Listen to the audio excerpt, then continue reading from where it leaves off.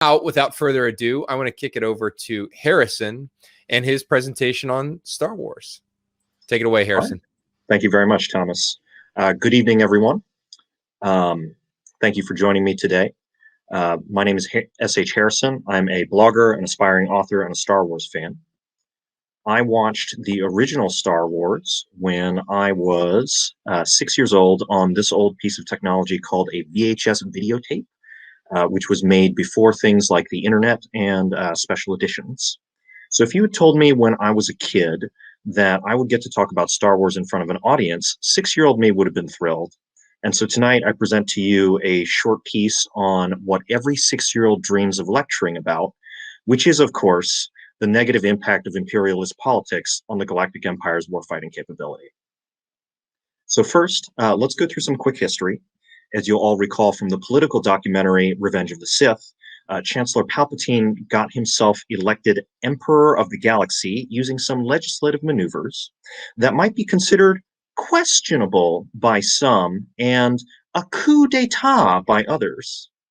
The Emperor made a point of destroying or destabilizing historic Republic institutions, such as the Jedi Order and the Senate.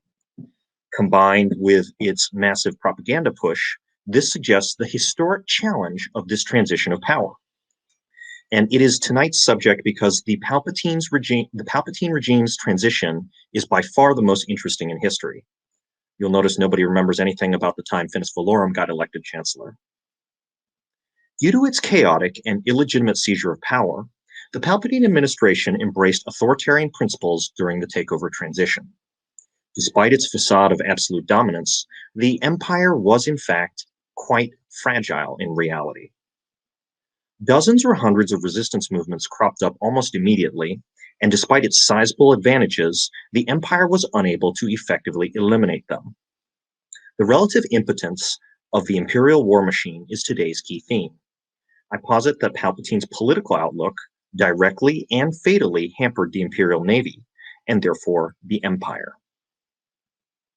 The Palpatine regime's fragility and fascist underpinnings meant that it required three things to survive.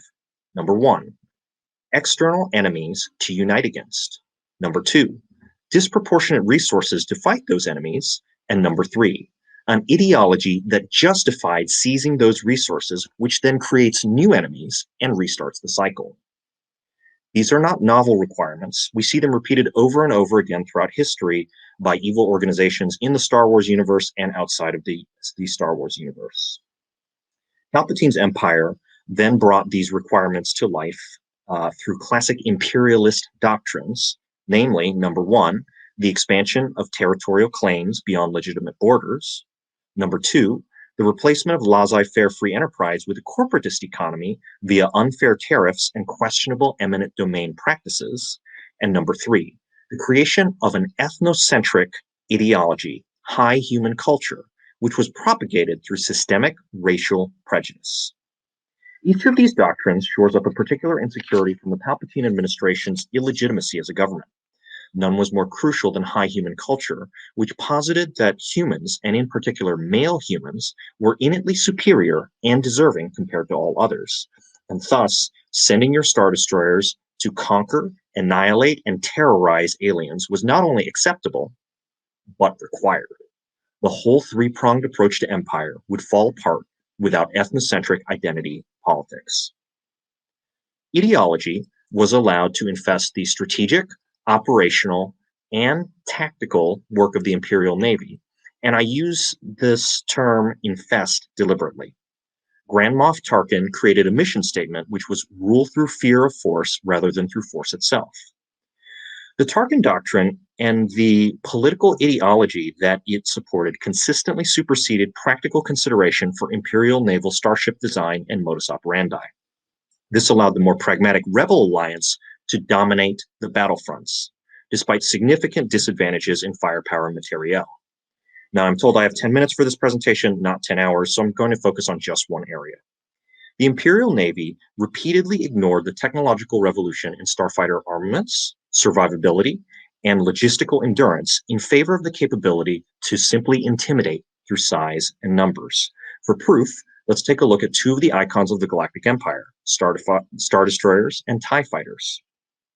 Now, I have to say personally, I love Imperial Star Destroyers. I think they are a beautiful design that is fantastic to look at, and I have no doubt that they did a marvelous job for holograms that were pure propaganda and recruitment posters. However, as tools for actually fighting, they tended to fall disastrously short multiple times throughout the Star Wars series. After all, we see them get disabled by ion cannons, pushed into each other by frigates, one-hit KO'd by A-Wings, and most embarrassingly, outmaneuvered by the YT-1300 Millennium Falcon, a ship which was famously described as a piece of junk by radical cleric Luke Skywalker. The Empire had ample warning that the design of Imperial Star Destroyers was inadequate to modern warfare. The first time we see Star Destroyers getting beat up by an inferior force was at the Battle of Scarif. Here we see the Rebel Alliance come forward with a pragmatic approach centered mostly around starfighters, which makes sense because of their low cost and heavy armament. You'll notice here that Y-Wings, which at this point in time were already considered obsolete, antiquated, and very slow bombers, were nonetheless well armed enough to disable a Star Destroyer at an opportune moment. 4 years later, we see the Rebels take the exact same set of tactics to the Battle of Endor. The Empire has had time to refine their technology and tactics, and yet they still insist on throwing swarms of poorly armed and poorly armored starfighters at the Rebels. This is amazingly ineffective. Case study. A pair of A-Wings armed with nothing but light concussion missiles is able to KO the shield generators on the Empire's flagship Super Star Destroyer, Executor. This leaves the flagship vulnerable to attack. Admiral Piet says, "Intensify forward firepower, I don't want anything to get through." Now, you'll recall that Jane's information group says that a Super Star Destroyer has almost 2,000 turbo laser batteries that are designed for ship-to-ship combat, but only 250 point defense weapons. The Executor was 19,000 meters long, which means, assuming an even coverage dorsal and ventral, that there were on average 6 total point defense turrets to cover each kilometer of ship length. In the event that a high-speed fighter needed to be destroyed, its protection was amazingly inadequate. So you can kind of guess what happens next.